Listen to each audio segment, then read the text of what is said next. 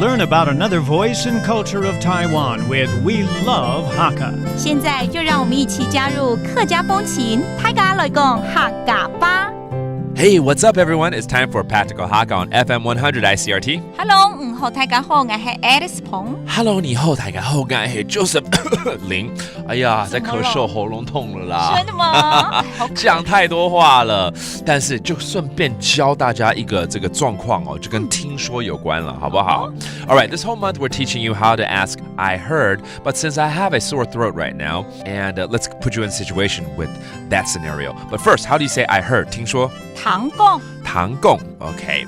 这个有人感冒了，有人喉咙痛了，通常都会说，哎，听说什么东西可以吃，听说什么东西不能吃，等等。我们就教这样子的一个状况句好了，好不好？但第一个，真的我喉咙痛啊，怎么办？怎么说？我喉咙痛。我的脸很痛吗？不是，我喉咙哦。喉咙。哦，就是喉咙。喉咙。It sounds like my face, but it actually means my throat. 再讲一次，喉咙怎么说？喉咙。喉咙 ，OK， 我喉咙痛。We heard you're not supposed to eat certain fruits. 听说有很多水果不能吃，怎么说呢？唐贡懂得果子是唔得。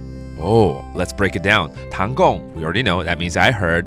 懂得果子，果子应该是果子啊，就是水果，就是水果。果子 that means fruit. OK， 懂得就是很多。OK， a lot of fruits you need to avoid. 不能吃。是唔得，是唔得。那海陆腔的水果，果子，果子 that's a different dialect for fruits. OK， 其实平常多吃水果是对的啦。对。但是感冒的时候，真的有些可能会刺激到，可能咳嗽会更厉害这样子。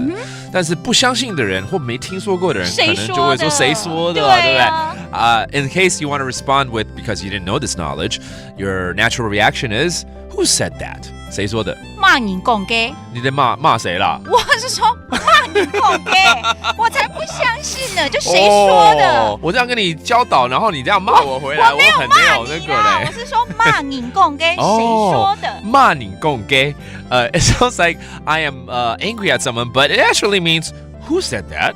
OK， 再讲一次。骂人讲嘅。OK, let's review these terms.